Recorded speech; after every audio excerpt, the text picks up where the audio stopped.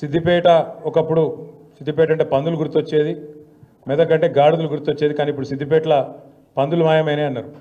మెదక్లో కూడా గాడిదలు దాదాపు పోయినాయి, కొన్ని ఉన్నాయి ఇంకా. అవేందనే చెప్పగాని ఉన్నాయి కొన్ని. వాటి సంగతి మీరు చూసుకోండి, ఎక్కువ చెప్పగాని వాటి సంగతి ఇవాళ మీరు వచ్చుడుతోని తప్పకుండా ఇక అవి ఎన్నున్నాయో గన్ని లెక్క పెట్టుకోండి, సందర్భం వచ్చినప్పుడు చూసుకోండి.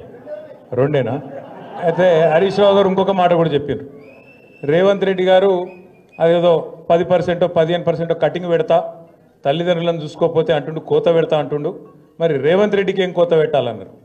రేవంత్ రెడ్డికి కోతలు సరిపోవు, కర్రు కాల్చి వాత పెట్టేటట్టు మీరు అందరూ ప్లాన్ చేసుకోవాలి. ఎందుకంటే ఇంతకంటే లేకి ముఖ్యమంత్రి, ఎందుకంటే మస్తు మందిని చూసినాం మనం కూడా. ఎన్టీ రామారావు గారిని చూసినాం, చంద్రబాబు నాయుడు గారిని చూసినాం, రాజశేఖర రెడ్డి గారిని చూసినాం, రోషయ్య గారిని చూసినాం, కేసీఆర్ గారిని చూసినాం. ముఖ్యమంత్రి అంటే ఈ మధ్యలో కిరణ్ కుమార్ రెడ్డి ఉండే కానీ లెక్కలో లేడు ఆయన, పెద్ద ఆయన ఆఖరి కిరణం కాబట్టి లెక్క పెడతలేము. ఇక ఇంతమందిని చూసినాక మంచోళ్ళను ఈయనను చూస్తే వీళ్ళు ఎట్లా అనిపిస్తుందంటే, ఇక నాకు ఎట్లా అనిపిస్తుందో అనిపిస్తుంది. కానీ ఊళ్ళల్లో ఎవరు ముంగట నన్ను గొట్టం పెడితే చాలు, ఒక తిట్లు కాదు, తెలుగు భాషల గిన్ని తిట్లుంటాయని కూడా తెలియదు, గన్ని తిట్లు తిడుతుంది. నిజంగా చెప్తున్నా, ఇంకొకడు ఎవడన్నా రేషమునోడైతే ఈ పాటికి ఒక బకెట్లో నీళ్ళు తోడుకొని ఆయన దుంకి చచ్చిపోతుండే. రేవంత్ రెడ్డి కాబట్టి నడిచిపోతుంది. సిగ్గు ఇజ్జతు మానం ఏం లేవు. అరే నోరా మోరే అది. ఎలక్షన్ల ముందు ఏం చెప్పిండే ఆయన? మీ ఉరుకుర్రి 2 లక్షల రుణం తెచ్చుకోరి, నేను చెప్తానే ఉన్నా, వస్తూనే ఉన్నా, 9వ తారీఖు సంతకం అన్నాడు. మళ్ళీ ఇప్పటి వరకు 50,000 కోట్ల రుణమాఫీ అని ఇప్పటిదాకా రైతుల ఖాతాల్లో 12-13 వేల కోట్లు కూడా దాటలు వేసింది. కానీ అయిపోయిందని చెప్పి ఇలా ఉదరగొట్టే ఉపన్యాసాలు. రైతు బంధు కేసీఆర్ బిచ్చమేసినట్టు 10,000 ఇస్తుండు, నేను 15,000 ఇస్తా, నేను నన్ను ఓటేయండి గుద్దుండ్రి అన్నాడు. కేసీఆర్ 2 పంటలకు ఇస్తుండే, నేను 3 పంటలకు ఇస్తా అన్నాడు. వేసిండా రైతు బంధు? వస్తుందా? ఇలా సిగ్గు లేకుండా 2 సార్లు ఎగ్గొట్టి మొన్న అది కూడా మళ్ళీ అరకొరగానే వేసి 15,000 అని చెప్పి 12,000 ఇచ్చి దానికోసం అట సంబరాలు చేసుకోండి, ఇక మొత్తం దేశమంతా ఉరికురికి సంబరాలు చేసుకోండి అని చెప్పి రైతు వేదికల కాడ సంబరాలు చేసుకోమని చెప్తా ఉన్నాడు. దాంతోపాటు ఎన్ని మాటలు! అత్తకు 4,000 ఇస్తా, అత్తకు 4,000, కోడలకు 2,500 వచ్చినాయి. అత్తకు 4,000, కోడలకు 2,500. ఇక సిగ్గు లేకుండా ఇంకా మాట్లాడతాడు రేవంత్ రెడ్డి. ఈసారి 100 గెలుస్తాడట, 100. అందుకే నేను చెప్పిన 100 నీ బొందనా అని చెప్పిన నేను. నిజంగా కూడా ఇప్పుడు మరి ఆయనకు నాకు ఇట్లా మాట్లాడేది ఇష్టం ఉండదు నిజానికి, కానీ ఆయనకు ఆయన భాషనే అర్థమవుతుంది. ఎవడన్నా ముఖ్యమంత్రి ప్రపంచంలో, మొత్తం ప్రపంచంలో ఎక్కడన్నా ఏం చేస్తారు? ఆయన కోసుక తింటారా అంటాడు? అంటాడా అసలు? ఎవడన్నా బుద్ధున్నాడు?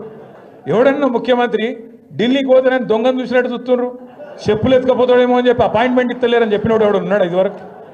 అందుకే నేను అన్నా, ఉత్తగానే అంటలేను, ఉత్తగానే ఆయన తిట్టాలనే నోటి తీటతో అంటలేను. ఎన్టీ రామారావుని చూసినాం, చంద్రబాబు నాయుడిని చూసినాం, రాజశేఖర రెడ్డిని చూసినాం, రోషయ్య గారిని చూసినాం, కేసీఆర్ గారిని చూసినాం, ఇలాగ ఈయన చూస్తాను. చూసినాక ఏమనిపిస్తుంది మరి? గిసొంటి మాటలు మాట్లాడేటోడు తెల్లారి లేస్తే పనికి మాలిన మాటలు, అది ఇప్పుతే నోరు ఇప్పుతే పాపం ఇళ్ళకెళ్ళి డ్రైనేజ్ కంపు తప్ప ఇంకోటి రాదు.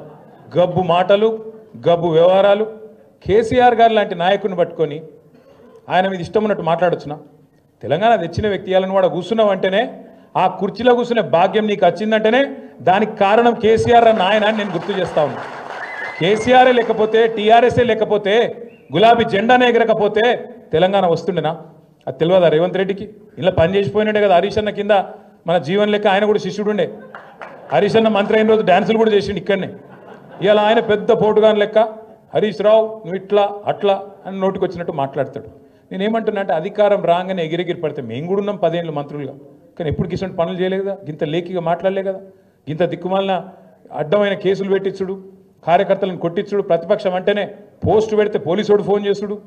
మన నర్సింగ్ అని మన పిల్లగాడు ఏడునవు అవో నర్సింగ్ ఒక్క పోస్టు పెడితే ఆ పిల్లగాని పోలీసులు తీసుకుపోయి పొట్టు కొట్టిండు. అంటే గింత అరాచకమా? ఇందిరమ్మ రాజ్యం అంటే గిదేనా?